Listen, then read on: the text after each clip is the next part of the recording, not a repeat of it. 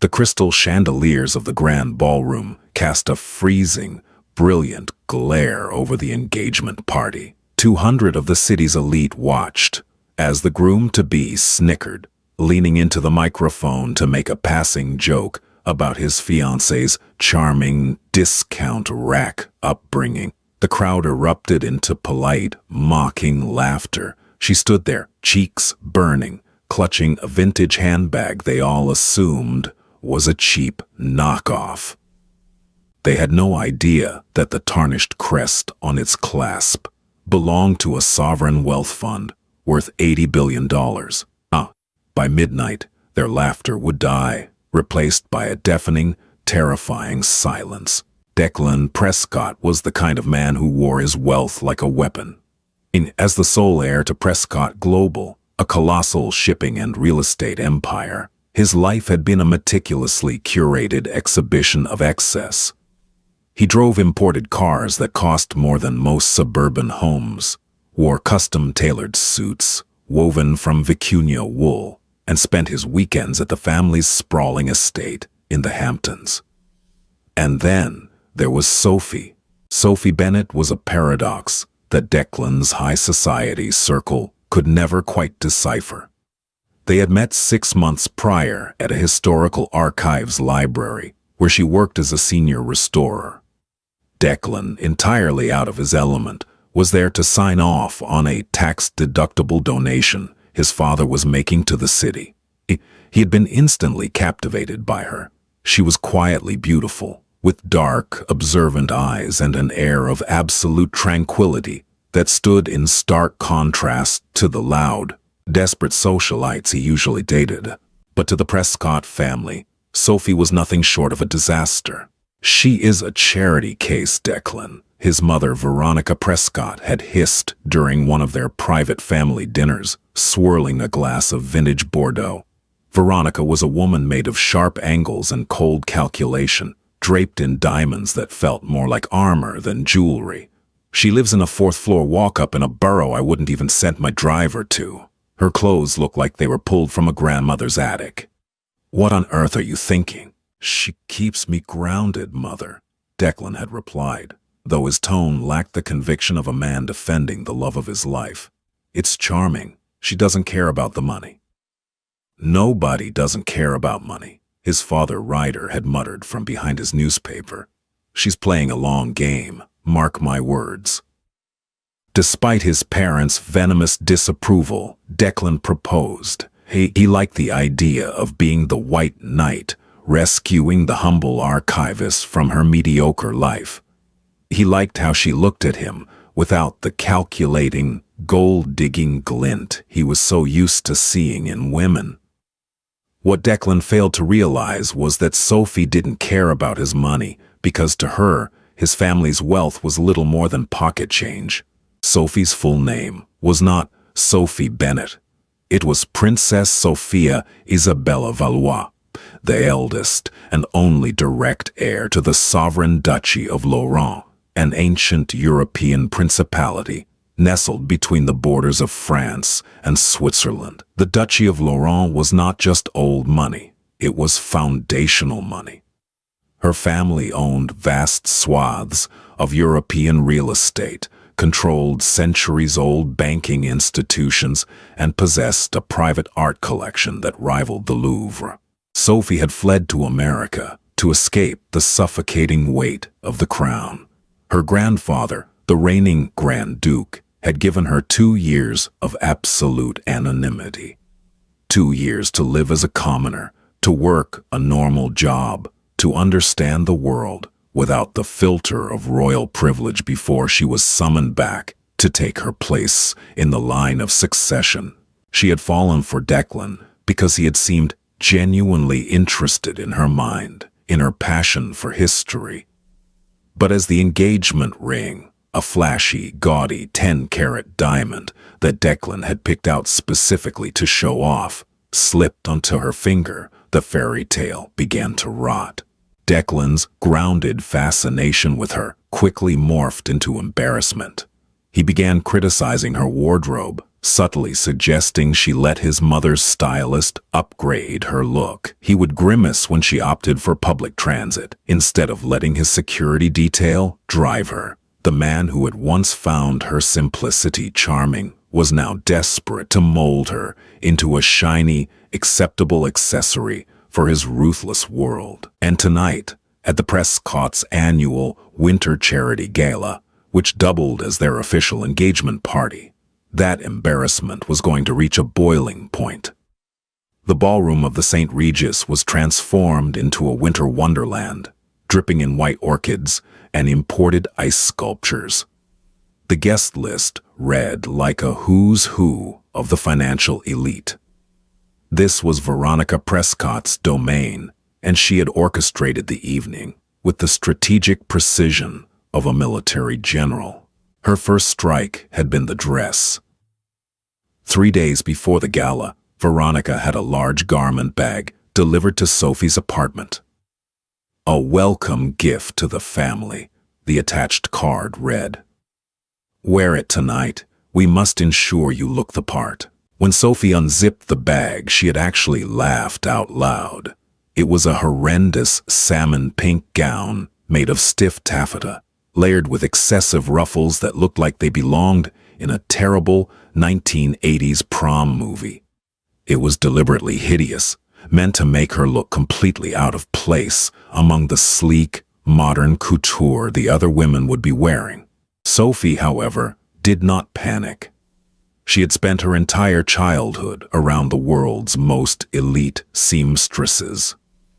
Armed with a pair of fabric scissors and a needle, she spent 2 nights meticulously deconstructing the gown, removing the grotesque ruffles, altering the neckline into a sleek, elegant plunge, and tailoring it to fit her frame perfectly. When Sophie arrived at the gala, Veronica's eyes narrowed into terrifying slits. The dress was still salmon pink, but Sophie wore it with such effortless, regal grace that she looked like a vintage Hollywood starlet. But Veronica had a backup plan. Enter Genevieve Sinclair. Genevieve was a banking heiress, a statuesque blonde dripping in real rubies, and Declan's on-again, off-again ex-girlfriend. Veronica had personally invited her, ensuring she was seated at the head table, directly across from Declan and Sophie. As the night wore on, the champagne flowed and the masks began to slip. Declan abandoned Sophie at their table to mingle with his college friends, Brooks, Carter, and Preston, a trio of trust fund heirs who shared Declan's specific brand of polished arrogance. Sophie sat quietly, sipping her water, listening as Genevieve leaned across the table. "It's so brave of you to show up here," Genevieve said, her voice dripping with artificial sweetness. "I mean, this world. It must be incredibly overwhelming for someone from your background. Declan tells me you repair old books for a living." "I restore historical documents," Sophie replied evenly, her voice betraying zero emotion. "Fascinating." Genevieve smirked, glancing at Sophie's hands. She noticed the rings Sophie was wearing on her right hand. Sophie had left Declan's gaudy 10-carat diamond at home, claiming it needed resizing. Instead, she wore a deeply personal family heirloom, a heavy, slightly tarnished gold band set with a raw, unpolished, dark sapphire. To the untrained eye, it looked like costume jewelry. To a jeweler, it was a priceless 14th century artifact, once worn by a medieval queen. "Is that your engagement ring?" Genevieve asked loudly, drawing the attention of the surrounding tables. "It's very rustic." Declan, hearing the commotion, walked over with his friends in tow. "What's going on?" Declan asked, wrapping an arm around Genevieve's chair rather than Sophie's. "We were just admiring Sophie's jewelry," Genevieve laughed softly. "She decided not to wear the ring you bought her. She prefers this little trinket." Brooks leaned in, squinting at the sapphire. "Looks like something you pull out of a cereal box, Dick. Did she buy it at a flea market?" The men chuckled, Sophie looked up at Declan, her dark eyes piercing. This was the moment. This was the test. All he had to do was tell them to stop. All he had to do was defend the woman he supposedly loved. Instead, Declan let out a nervous, booming laugh, running a hand through his expensive hair.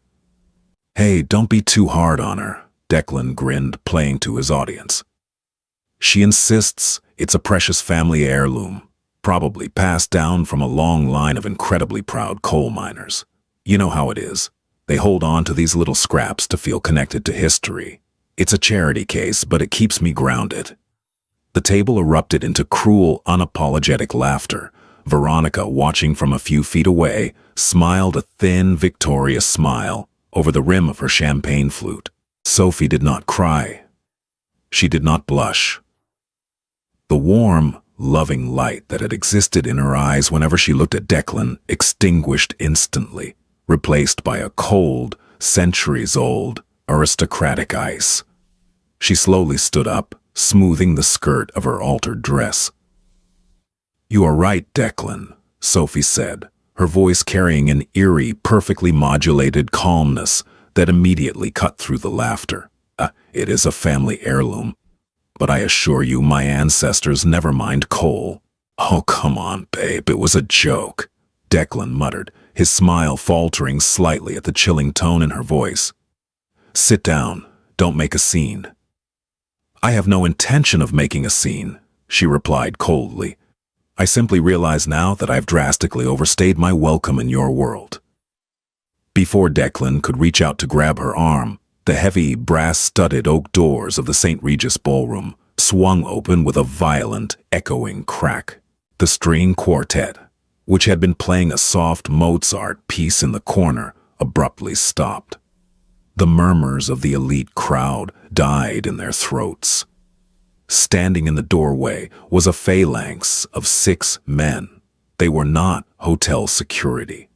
They wore immaculate midnight blue suits, their postures rigidly military, and each bore a subtle silver lapel pin shaped like a roaring lion, the crest of the sovereign duchy of Lorraine.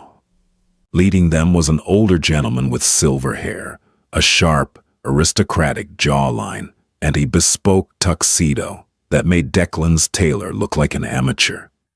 He carried a leather briefcase stamped with a heavy wax diplomatic seal. "What is the meaning of this?" Ryder Prescott boomed, stepping forward to intercept the intruders. "This is a private closed event. Security, remove these men immediately."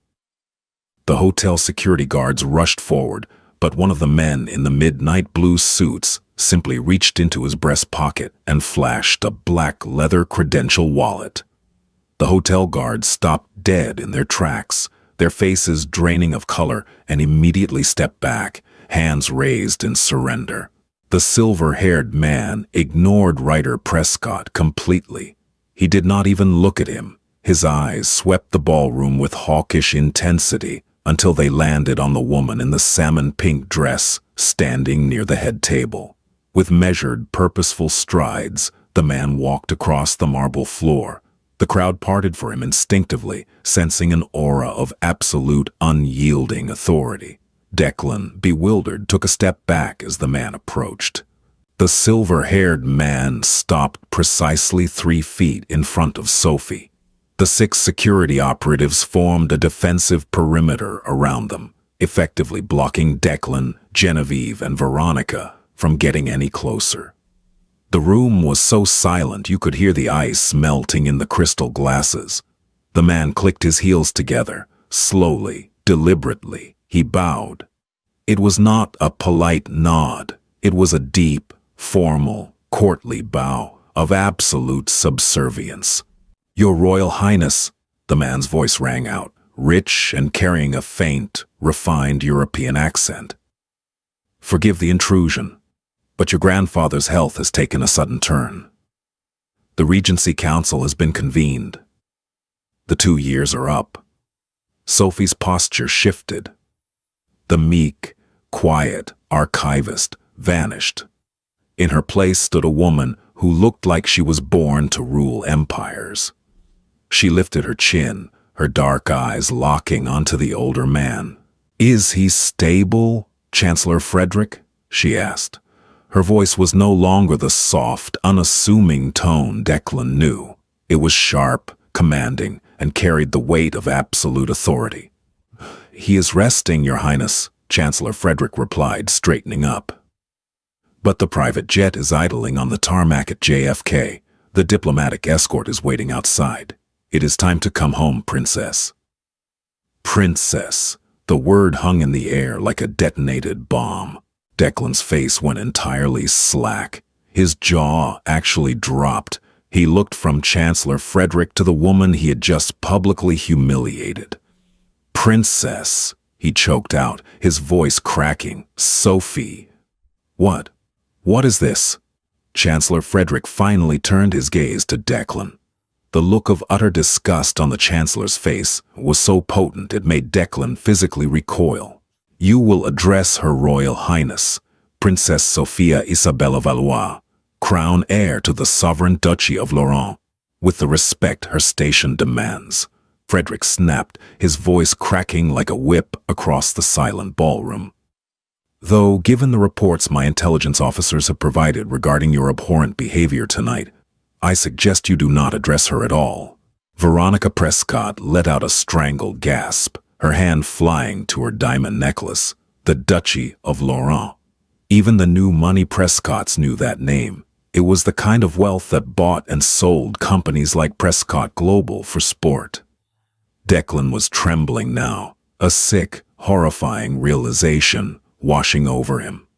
The cheap, dark sapphire ring his friends had just mocked. It was the Lorraine sovereign seal. "Sophie, please," Declan stammered, stepping forward, his hands raised pleadingly. I didn't know. Babe, I was just joking earlier. You know I love you. We're getting married." Sophie turned to look at him. The sheer pity in her eyes was worse than if she'd slapped him. "We are not getting married, Declan," she said softly, but her voice carried through the silent room. "I spent 2 years looking for a man who valued character over currency.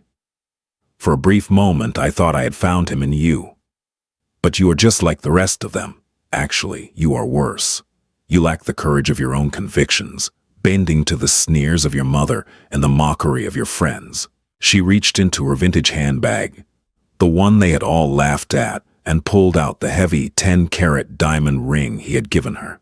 She didn't hand it back to him. She simply dropped it into his half-empty champagne glass with a hollow clink. "Keep the ring," she whispered. "Perhaps you can sell it to keep your father's logistics company afloat after the duchy withdraws its investments from your primary financial backers on Monday morning." Ryder Prescott let out a loud, choking cough from the back of the room as the financial death sentence was delivered. "Chancellor," Sophie commanded, not looking at Declan again, "we are leaving." "At once, Your Highness," Frederick replied. The security detail moved in perfect synchronization, escorting her out of the ballroom. As she walked, the crowd of billionaires and socialites instinctively bowed their heads and stepped back, a path clearing for the true royalty they had spent the entire evening mocking. The financial world does not bleed. It simply erases. At exactly 8 a.m. on Monday, the trading floors of Wall Street were humming with their usual frantic, caffeinated energy. By 8:15 a.m., the Bloomberg terminals on the top floor of Prescott Global headquarters in Manhattan began to flash with a terrifying, synchronized urgency. Ryder Prescott stood by his floor-to-ceiling windows, overlooking the Hudson River, sipping a cup of single-origin espresso. He was exhausted. The weekend had been a nightmare of PR spin and frantic phone calls after the catastrophic scene at the St. Regis. He had spent 48 hours trying to convince his board of directors that the woman who had publicly humiliated his son and threatened his company was just a delusional, disgruntled ex-fiancée. "She's an archivist, for God's sake," Ryder had yelled at his chief financial officer on Sunday night. "She repairs old maps. She does not control a European sovereign wealth fund." But as Ryder watched the red tickers scroll across his terminal, a cold, suffocating dread seized his chest. It started with a seemingly minor notification. Valois Sovereign Trust initiates total divestment. Within 3 minutes, the dominoes began to fall. The Valois Sovereign Trust, a deeply secretive but astronomically powerful entity operating out of Geneva, did not just pull their direct investments from Prescott Global. They executed a coordinated withdrawal from every single private equity firm, hedge fund, and international bank that held Prescott debt. At 8:22 a.m., Ryder's private line rang. It was the head of global credit at J.P. Morgan. Ryder. The voice on the other end was clipped, devoid of its usual golf buddy warmth. "We're calling in the margin loan on your Pacific shipping fleet." "You can't do that, David," Ryder snapped, his hand gripping the edge of his mahogany desk. "We have a 60-day grace period, and our quarterly earnings are solid. You have no grounds." "I have 80 billion reasons, Ryder," David replied coldly. "The Valois Group just informed us that if we maintain our exposure to Prescott Global, they will pull their entire European liquidity portfolio from our bank. That's $12 billion in cash deposits walking out the door by noon. I'm sorry, you have 24 hours to produce $400 million in collateral, or we seize the ships." The line went dead. Before Ryder could process the betrayal, the phone rang again. It was Goldman Sachs, then Morgan Stanley, then the syndication team at Credit Suisse. By 9:30 a.m., the stock of Prescott Global, a publicly traded logistics behemoth, was in free fall. Panic selling had triggered automatic circuit breakers on the New York Stock Exchange, halting trading of the stock entirely. In less than 2 hours, $1 billion in market capitalization had evaporated into thin air. Across the city, in a sprawling multi-level penthouse overlooking Central Park, Declan Prescott woke up with a pounding headache and a mouth that tasted like ash. He had spent the weekend in a state of catatonic denial, drinking top-shelf bourbon and ignoring the frantic texts from his friends, the same friends who had mocked Sophie just days prior. He stumbled into his expansive living room, grabbing his phone. He dialed Sophie's number for the 100th time. "We're sorry. The number you have reached has been permanently disconnected." "Damn it!" Declan hurled the phone across the room, watching it shatter against a marble pillar. His front door chimed. His mother, Veronica, stormed into the penthouse, her face pale, her usual immaculate blowout looking slightly frayed. She wasn't wearing her signature diamonds. She looked small, terrified. "Turn on the news," she ordered, her voice trembling. Declan picked up a remote and turned on the massive television mounted on the wall. The CNBC anchor's voice filled the room, accompanied by a glaring red graphic that read, "Prescott Global on brink of collapse." A stunning turn of events this morning as one of America's largest shipping empires faces a catastrophic liquidity crisis. Sources indicate a massive coordinated divestment by European institutional investors has effectively severed Prescott Global's access to credit. Analysts are calling it an unprecedented financial execution. "Dad can fix this," Declan muttered, though his voice lacked any conviction. "He always fixes this. Your father just had a mild coronary episode and is being airlifted to Mount Sinai," Veronica snapped, tears of pure rage and panic welling in her eyes. "The board of directors is holding an emergency vote to oust him as CEO. Our accounts at Citibank have been frozen pending a collateral review. Do you understand what this means, Declan?" Veronica walked up to him, grabbing the lapels of his silk robe. "We are ruined. Everything we have is leveraged against the company's stock. The Hamptons house, this penthouse, the private jets. It's all collateral." She shook him, her voice dropping to a venomous whisper. "You had a billionaire princess in the palm of your hand, and you let her slip away because you wanted to look cool in front of Brooks and Carter." Declan felt the room spin. The reality of his arrogance was crashing down upon him with the weight of a falling skyscraper. Sophie hadn't just left him, she had systematically dismantled the very foundation of his identity. I'll go to her, Declan said, a desperate, wild look in his eyes. I'll fly to Laurent. I'll apologize. She loved me, Mom. I know she did. I can make her stop this. Veronica looked at him, a bitter, cynical laugh escaping her lips. She is a sovereign ruler, Declan.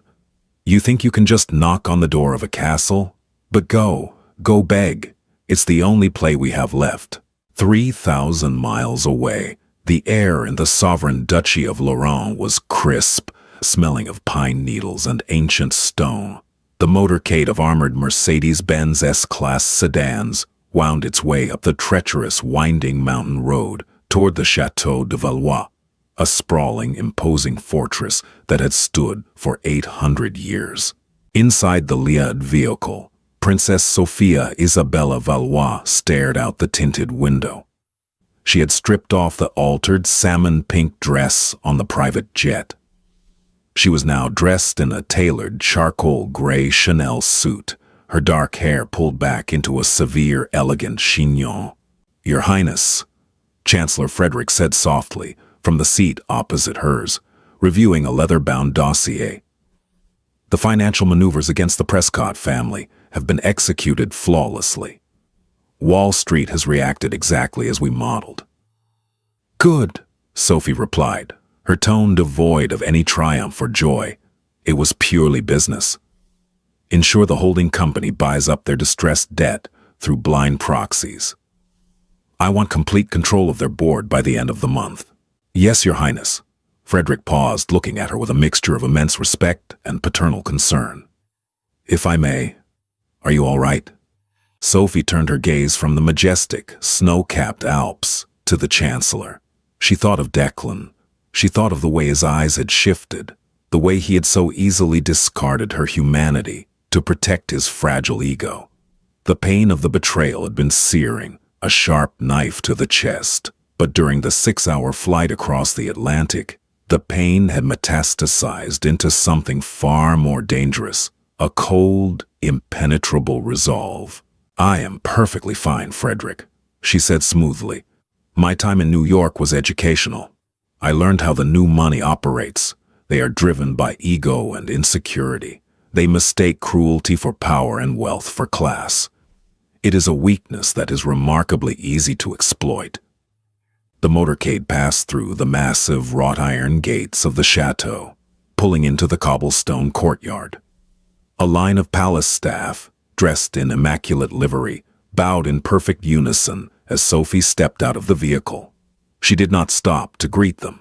She walked with rapid, purposeful strides through the cavernous entrance hall, beneath ancient tapestries and portraits of her ancestors, straight toward the medical wing. Grand Duke Maximilien Valois, the Lion of Laurent, looked smaller than she remembered. He lay in a massive 4-poster bed, hooked to a series of monitors that beeped in a slow, steady rhythm. His face was pale, his silver hair thin, but his eyes, the exact same dark, piercing eyes as Sophie's, sparkled with sharp intelligence as she entered the room. Sophia, he breathed, a faint smile touching his lips. Grandfather, she whispered, the cold royal veneer finally cracking as she rushed to his bedside, taking his frail, paper-thin hand in hers. You came back, he said, his voice raspy. I heard you made quite an exit from America. Sophie offered a small, sad smile. I fear I left a rather messy footprint in Manhattan, grandfather. The old Duke chuckled, a dry, rattling sound. The Prescotts, yes, Frederick briefed me. Vile, grasping people. You did well to crush them. A ruler must never allow disrespect to go unanswered, lest the wolves think the shepherd has grown weak. He squeezed her hand, his expression turning solemn. My time is short, my child. The doctors speak of weeks, perhaps days. The Regency Council will try to test you. They will look at your 2 years playing commoner and assume you are soft. Count Ethans von Reichenbach is already maneuvering. He claims a woman who served coffee and repaired library books cannot manage the duchy's global portfolio. Sophie's jaw tightened.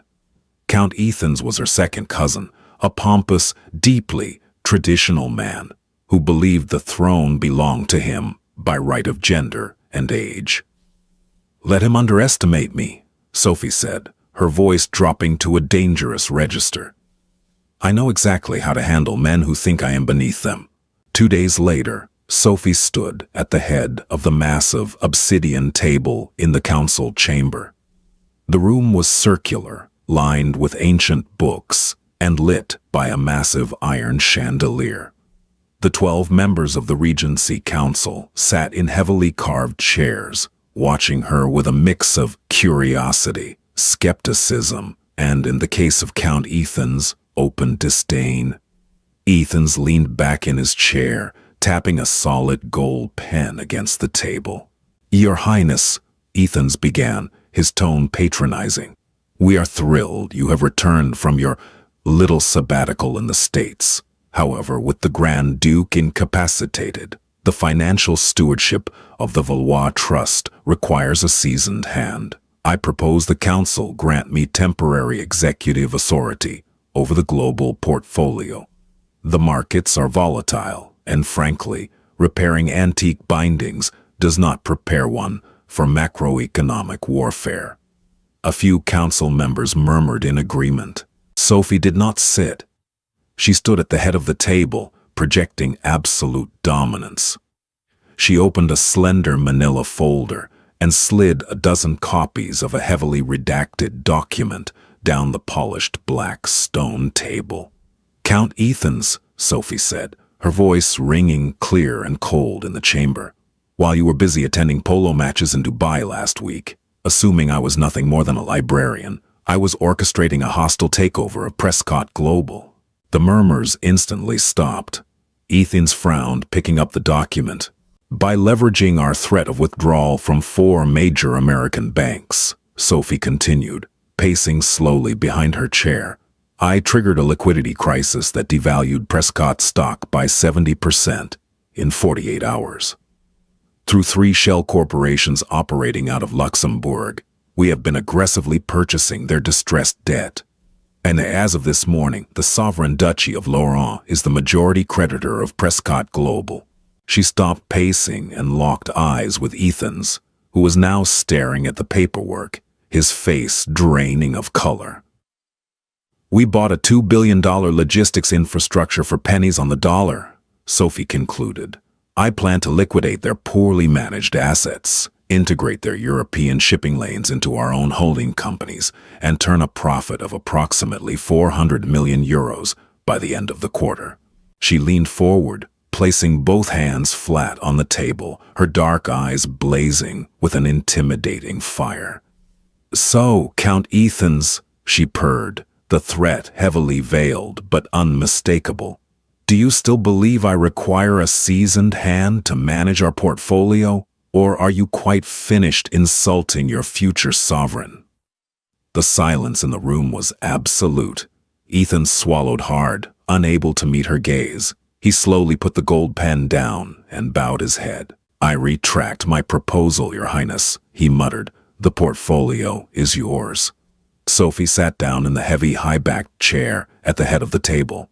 "Excellent. Now let us review the quarterly tax yields from the Geneva sector." The archivist was dead. The Queen had arrived. 2 weeks is an eternity in the world of high finance. For the Prescott family, it was a rapid, agonizing descent into hell. Prescott Global had officially filed for Chapter 11, bankruptcy protection. Ryder Prescott, recovering from his heart attack, had been unceremoniously ousted by the board. Their assets were frozen. The penthouse was in foreclosure. Veronica had been quietly asked to resign from her charities, and her country club memberships were revoked due to unpaid dues. The high society friends who had drunk their champagne and laughed at their jokes now treated them like lepers. Desperation breeds humiliation. Declan Prescott stood shivering in the biting wind outside the towering wrought iron gates of the Château de Valois. He was not wearing his custom vicuña wool suit. He wore a wrinkled trench coat, his hair unkempt, his eyes rimmed with red. He had flown commercial, coach for the first time in his life, to Geneva and taken a public bus to the edge of the duchy. He had been standing at the security gate for 4 hours. The heavily armed guards of the Royal Guard, resplendent in their midnight blue uniforms, ignored him completely, treating him with the exact same indifference one might show a stray dog. "Please," Declan begged the stoic guard at the intercom for the 5th time. "Just tell her Declan is here. Just tell her I need to speak to her, please." Finally, the intercom buzzed. The guard listened to an earpiece, his expression unreadable. He turned to Declan. "Her Royal Highness will grant you exactly 5 minutes. Empty your pockets. Step through the metal detector." Declan was thoroughly searched, his phone confiscated, before he was escorted by 2 armed guards up the long, sweeping driveway. He was not taken through the grand main entrance. He was led through a side door, down a labyrinth of stone corridors, and finally into a massive, echoing chamber that served as the Duke's private audience room. The room was intimidating by design. Towering, arched windows let in the cold mountain light, casting long shadows across the black marble floor. At the far end of the room, seated behind an immense, intricately carved oak desk, was Sophie. She was flanked by Chancellor Frederick and 2 more armed guards. She did not look up as Declan was brought to a halt 10 feet away from her desk. She was signing documents with a heavy, gold fountain pen. "Sophie," Declan breathed, his voice cracking. He took a step forward, but the guards immediately crossed their halberds, blocking his path. "That is Her Royal Highness to you, Mr. Prescott," Chancellor Frederick barked. Sophie held up a single manicured hand. Frederick fell silent. She finished signing the document, placed the pen down, and finally looked up. Declan felt his breath catch. The woman looking at him was a stranger. The soft, gentle archivist who used to laugh at his jokes and make him coffee in her tiny apartment was entirely gone. In her place was a monarch, cold, untouchable, and radiating an overwhelming aura of power. "You have 4 minutes, Declan," she said. Her voice was flat, devoid of any anger, which somehow made it infinitely worse. It was the tone of someone addressing an annoyance. "Sophie, please," Declan pleaded, tears springing to his eyes. He dropped the arrogant playboy facade completely. He was terrified. "You have to stop this. My dad is in the hospital. My mom is having a nervous breakdown. The company is gone. We're losing everything. We're going to be on the street. Your father's health is unfortunate, but stress is a known risk factor in corporate mismanagement." Sophie replied clinically, "As for your financial situation, I fail to see how that is the concern of the crown." "Because you loved me," Declan shouted, his voice echoing off the stone parcels. "I know you did. And I loved you. I was stupid, okay? I was an idiot. I let my mother get in my head. I let Brooks and Carter pressure me. I was weak. But you don't have to destroy my family over a stupid mistake at a party. Please, Sophie, I'm begging you. Call off the banks. Give us our credit back." Sophie stared at him. For a fleeting second, Declan thought he saw a flicker of sympathy in her dark eyes, but it was only a trick of the light.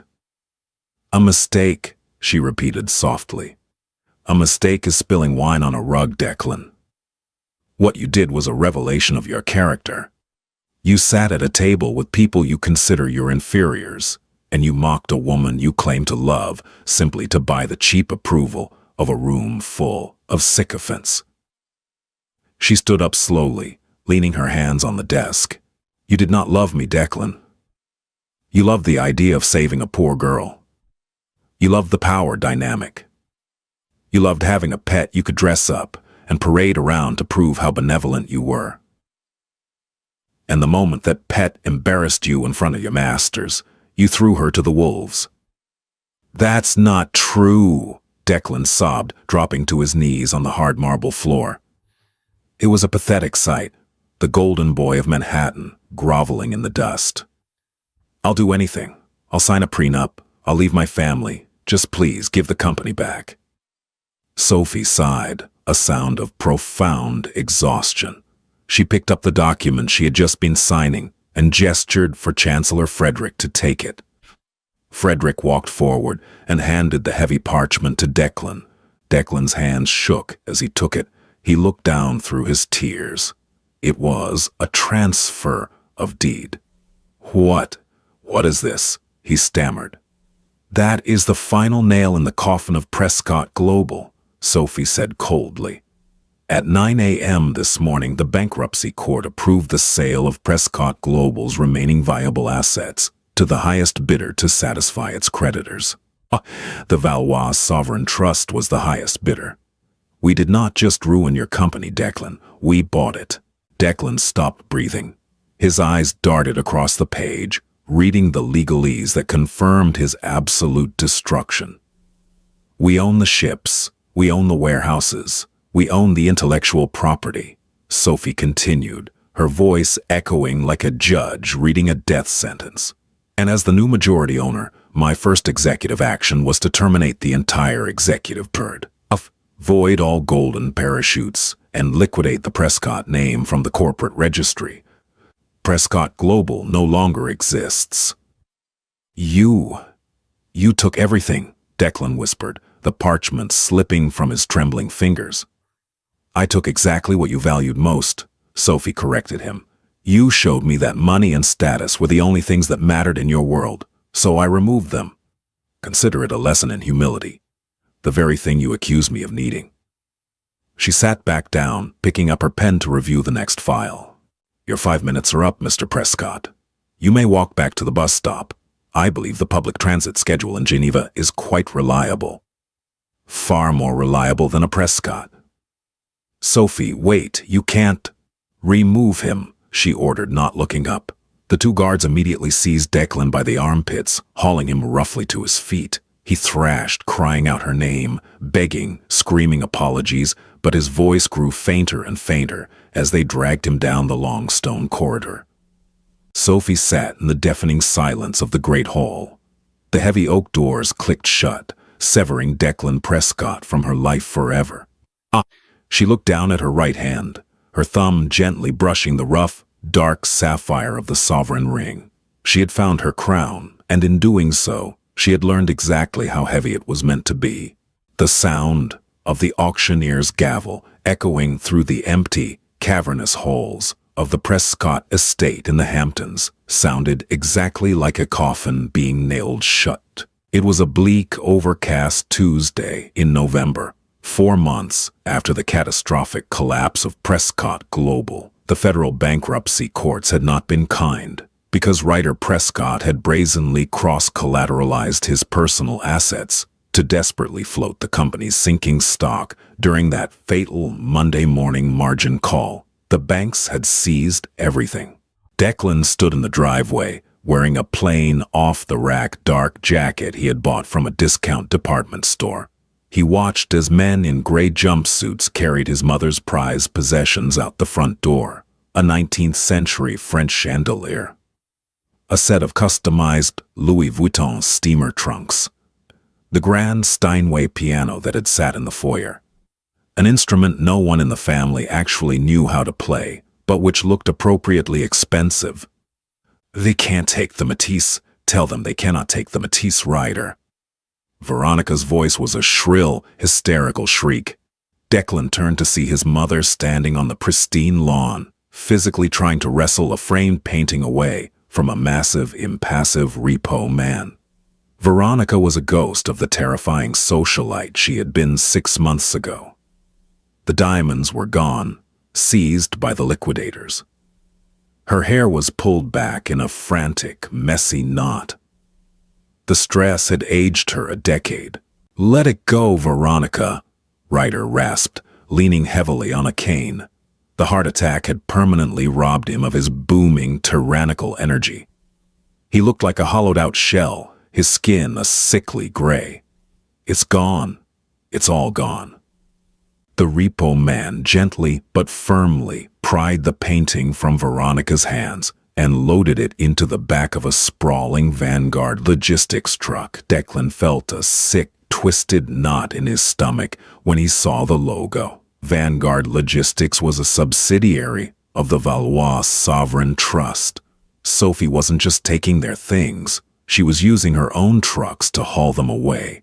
Desperation had driven Declan to the darkest corners of his pride over the last 16 weeks. After being thrown out of the Chateau de Valois, he had returned to New York, convinced he could leverage his network to bounce back. He was a Prescott. He went to Ivy League schools. He belonged to the right clubs. But high society is a ruthless ecosystem that instinctively purges the weak. When Declan had called his best friend, Brooks, the same Brooks who had laughed at Sophie's sapphire ring, the call went straight to voicemail. When he finally cornered Carter at a members-only cigar lounge in Manhattan, Carter had physically recoiled, waving over a bouncer. "Look, Deck," Carter had said, adjusting his bespoke silk tie, avoiding eye contact. "My dad's firm does a lot of sovereign wealth management. The Valois Group sent out a very quiet, very terrifying memo. Anyone who does business with you, anyone who hires you, anyone who even extends you a line of credit gets blacklisted by the duchy. I can't be seen with you, man. I'm sorry. You're radioactive." They were utterly isolated. The friends who had drunk their vintage champagne and laughed at their cruel jokes had evaporated like morning mist. With his bank accounts frozen and his credit score reduced to ash, Declan had been forced into the unthinkable, manual labor. He was currently working as a night shift inventory clerk at a brutalist, fluorescent-lit pharmaceutical warehouse in New Jersey.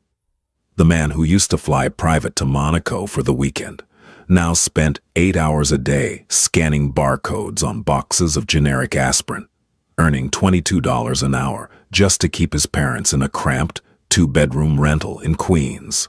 "Declan," Veronica snapped, shaking him from his grim reverie. "Do something. Call Genevieve. The Sinclair family has billions. They can bridge us a loan. She always loved you." Declan let out a hollow, bitter laugh. "Genevieve Sinclair got engaged to a tech billionaire from Silicon Valley 3 weeks ago, Mom. I saw it on Instagram. She blocked me right after." "Then sell the ring," Veronica screamed, pointing a shaking, manicured finger at him. "The diamond you gave that wretched European witch, you said she gave it back. It's a 10-carat flawless diamond, Declan. It's worth at least $3 million. Sell it." Declan froze. He slowly reached into the pocket of his cheap jacket, his fingers wrapping around the small velvet box he carried with him everywhere as a miserable reminder of his colossal stupidity. I can't," Declan whispered, looking at the gravel driveway. "Why not?" his mother demanded, her voice breaking. "I tried," Declan confessed, the shame burning his throat. "I took it to a diamond broker in the Diamond District last week. I needed cash to pay Dad's medical bills." "And," Ryder wheezed, his eyes widening with a desperate, pathetic hope. "What did they say?" Declan pulled the box out and snapped it open. The massive, glittering stone caught the gray light. "The broker put it under a loop," Declan said, his voice trembling. "Then he ran it through a thermal conductivity tester. It's not real." Veronica stared at him, uncomprehending. "What do you mean it's not real? You bought it from De Beers." "I did," Declan said, a tear finally spilling over his lash line. "But the night of the gala, when Sophie dropped it in my champagne glass, she didn't drop the real ring." He remembered the way she had looked at him, the utter coldness in her eyes. She had known exactly what she was doing. She had a master jeweler swap the stone for cubic zirconia before the party. Declan choked out. "She knew exactly who we were. She knew what I was going to do. She took the $3 million diamond, Mom. She took it and she left me a piece of glass because she knew we would need the money and she wanted to make sure we couldn't use it." Veronica's knees finally buckled. She collapsed onto the gravel, burying her face in her hands, letting out a loud, agonizing wail of total defeat. Ryder leaned against his cane, staring blankly at the house that was no longer his. Declan looked down at the piece of worthless glass in his hand. Princess Sophia Isabella Valois had not just defeated them. She had orchestrated their demise with the precision of a master chess player, anticipating every move, stripping them of their wealth, their friends, and finally, their last ounce of hope.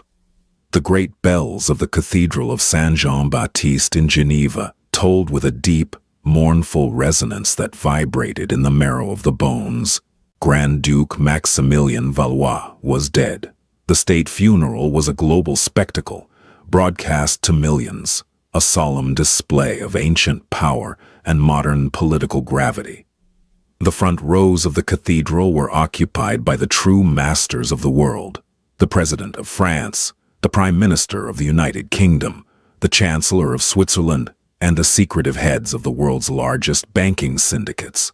Walking behind the mahogany casket, draped in the roaring lion flag of the duchy, was Sophie.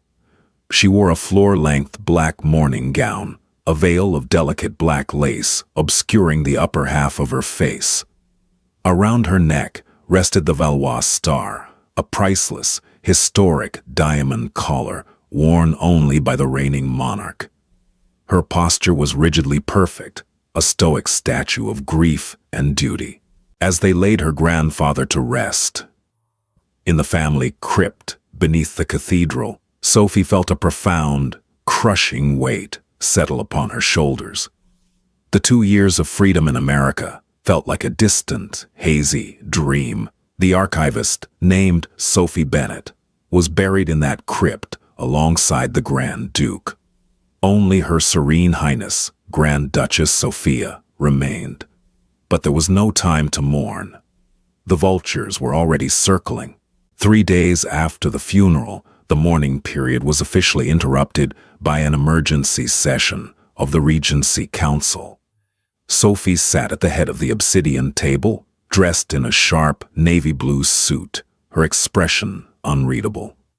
Count Ethens von Reichenbach stood at the opposite end of the table, flanked by 4 older, deeply conservative members of the council. Ethens looked smug, exuding the dangerous confidence of a man who believed he held a winning hand. "Your Serene Highness," Ethens began, his voice dripping with faux deference. "We mourn the loss of the Grand Duke deeply, but the stability of the sovereign trust cannot be compromised by sentimentality. The global markets are shifting, the tech sector is volatile, and quite frankly, the international banking community is nervous about a 26-year-old unmarried woman holding sole executive control over an $80 billion portfolio." "Are they nervous, Count Ethens?" Sophie asked mildly, steepling her fingers. "Or are you nervous?" "I speak for the financial security of Laurent," Ethens countered smoothly, "which is why I have invoked Article 14 of the Duchy's founding charter." A ripple of tension swept through the room. Chancellor Frederick, standing beside Sophie, stiffened. Article 14 was an archaic, deeply sexist 16th-century law. It stipulated that if a female heir ascended to the throne without a royal consort, a husband of equal noble standing, the Regency Council could mandate a marriage to secure the geopolitical alliances of the state. If the monarch refused, the council could force a vote of no confidence and temporarily seize the financial levers of the trust. "You are invoking a law that hasn't been utilized since 1742, Sophie stated, her voice dangerously calm. "I am acting within the legal framework of our Constitution." Ethens smiled, a predatory gleam in his eye. "We have taken the liberty of arranging a highly advantageous match. Prince Leopold of the House of Habsburg-Lorraine. He is 32, financially literate, and his family holds massive real estate assets across Austria and Germany.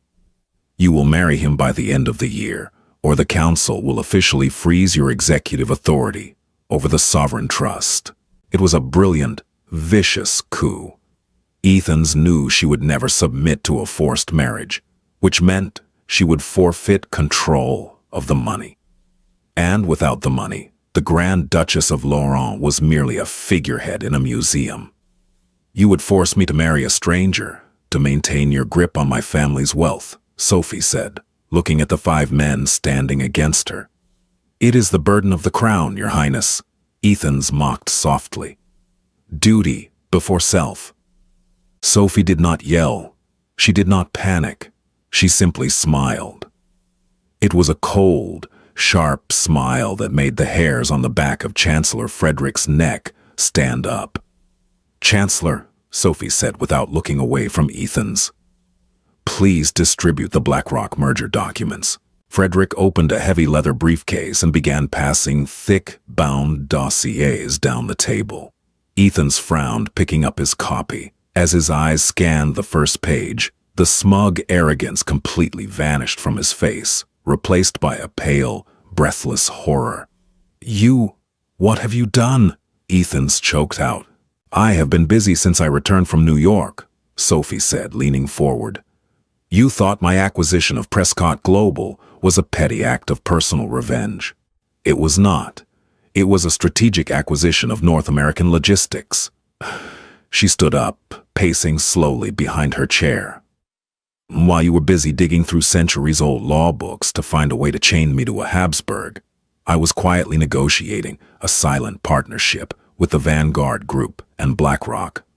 I leveraged the Prescott shipping fleet to secure a hostile takeover of Euro Rail Freight.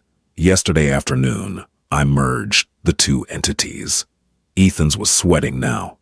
The other council members were furiously flipping through the documents, their eyes wide with shock.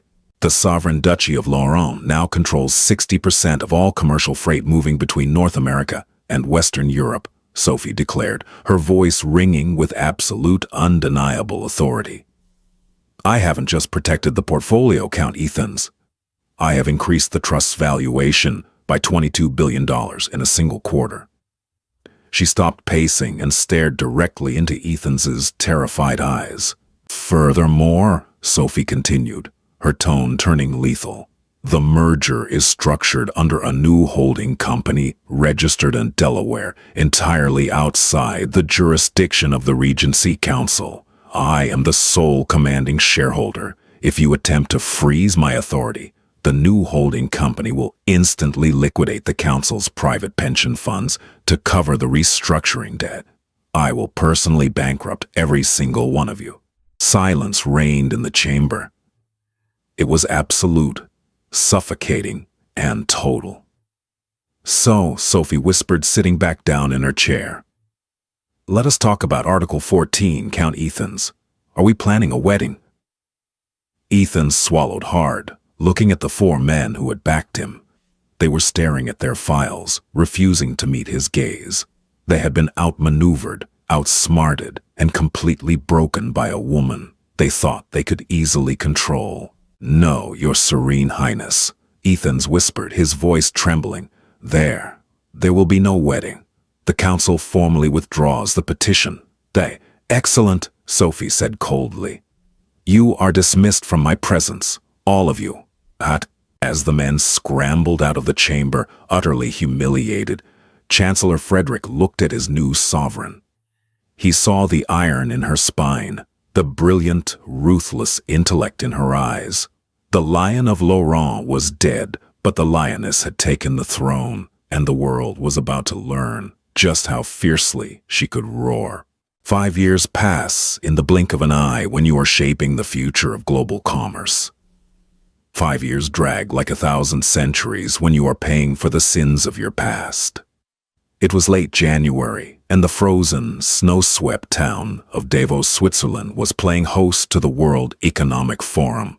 The most powerful politicians, billionaires, and tech titans on the planet had gathered to discuss the global economy, climate initiatives, and international policy. The crown jewel of the week was the Sovereign Summit Gala, an ultra-exclusive, closed-door charity dinner held at a heavily fortified luxury resort carved into the side of the Alps.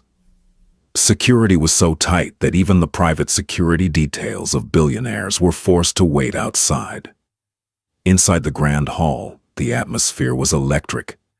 The keynote speaker for the evening had just finished her address, and the room was buzzing with a standing ovation. Grand Duchess Sophia, Isabella Valois stood at the podium, looking out over the sea of applause. At 31, she was a true titan. Forbes had recently named her the most powerful woman in European finance. She was dressed in a breathtaking, custom-tailored emerald green velvet gown, a subtle, modern diamond tiara woven into her dark hair. She radiated an effortless, terrifying perfection. She stepped down from the podium, immediately flanked by the French finance minister and the CEO of a massive American tech conglomerate, both of them eagerly hanging on her every word. She navigated the room with practiced ease, shaking hands, offering polite smiles, and securing billions of dollars in charitable commitments with nothing more than a raised eyebrow. Across the room, standing rigidly against the wall near the kitchen doors, stood a waiter. He wore a crisp white shirt, a black bow tie, and a dark vest. He held a silver tray of empty champagne flutes. His hands, once soft and perfectly manicured, were rough and calloused. There were dark circles under his eyes, and his face was etched with the permanent, exhausted lines of a man who had spent half a decade working grueling, invisible jobs just to survive. Declan Prescott watched the Grand Duchess move through the crowd. He couldn't look away. It felt like a physical blow to his chest every time she smiled. He remembered the smell of her shampoo in that tiny apartment in Brooklyn.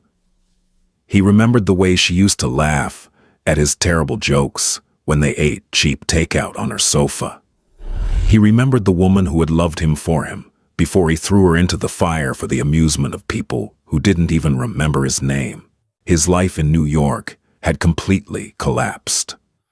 After his father passed away from a second fatal heart attack, his mother had moved to Florida to live in a cramped trailer park with her sister, completely detached from reality. Declan had fled the States, taking a job with an international luxury catering agency simply because it offered room and board. He spent his life serving the exact demographic of people he used to belong to, a ghost haunting the halls of high society. "Hey, table 4 needs clearing." A sharp voice hissed in his ear. The catering manager nudged Declan hard in the ribs. "Stop staring at the royalty and do your job, Prescott. If you drop a glass tonight, you're fired." "Right, sorry," Declan muttered, adjusting his grip on the silver tray. He walked out onto the floor, weaving invisibly through the billionaires. He approached table 4, keeping his head down, meticulously gathering empty plates and glasses. Suddenly, the crowd parted. The entourage of security and dignitaries swept past his table. Declan froze, instinctively taking a step back, holding the heavy silver tray against his chest like a shield. Grand Duchess Sophia stopped directly across the table from him. She was speaking to the CEO of a major pharmaceutical company, discussing supply chain logistics in sub-Saharan Africa. As she spoke, she reached out blindly to set her half-empty crystal water glass on the table. Her hand brushed the edge of Declan's silver tray. The motion caused her to pause. She turned her head, looking up at the waiter holding the tray. Time stopped. The loud, buzzing chatter of the Billionaire gala faded into absolute roaring silence in Declan's ears. Sophie looked at him. Her dark eyes swept over his cheap catering uniform, the heavy bags under his eyes, the graying hair at his temples. She saw the total, utter destruction of the golden boy of Manhattan. She saw the man who had laughed at her while his friends tore her apart. Declan's breath hitched. He felt his face burn. With a shame so profound, it made him want to sink into the floor and disappear forever. He opened his mouth, his throat working dryly. He wanted to say he was sorry. He wanted to say he thought about her every single day. He wanted to say that losing her was the only tragedy that actually mattered. Sophie. His lips formed the word, though no sound came out. Sophie stared at him for 3 agonizing seconds. There was no anger in her eyes. There was no triumph. There was no petty satisfaction of seeing her enemy brought low. There was absolutely nothing. Her eyes were completely, terrifyingly blank, as if she were looking at a mildly interesting piece of furniture. She didn't recognize him. Or worse, she simply didn't care enough to acknowledge that she did. Without a flicker of emotion, she placed her crystal glass onto his tray with a soft clink. "Thank you," she murmured politely, not looking at him again, immediately turning back to the CEO to finish her sentence about vaccine distribution routes. She swept past him, her emerald gown brushing lightly against his black trousers, leaving behind the faint, haunting scent of her expensive perfume. Declan stood frozen, holding the tray. A single tear slipped down his cheek, landing on the rim of the crystal glass she had just discarded. He watched her walk away, surrounded by power and light. A queen ruling a world he was no longer fit to even step foot in. He finally understood the ultimate punishment for his arrogance. She hadn't just taken his wealth. She hadn't just taken his status. She had made him entirely, irrevocably irrelevant. Declan wiped the tear from his cheek, tightened his grip on the silver tray, and turned back toward the kitchen doors, disappearing into the shadows where he belonged. Does true karma come from anger or from absolute indifference? Declan learned the hard way that the most devastating revenge isn't destroying someone. It's moving on and becoming so incredibly successful that they no longer even register in your world. Sophie didn't just break the glass ceiling. She bought the building and evicted the people who tried to keep her down. If you loved watching a fake prince get dethroned by a real queen, smash that like button. Share this story with someone who needs a reminder to never judge a book by its humble cover, and hit that subscribe button so you never miss another dramatic tale of high society karma. Let us know in the comments, do you think Declan deserved his miserable fate, or was the Grand Duchess too harsh?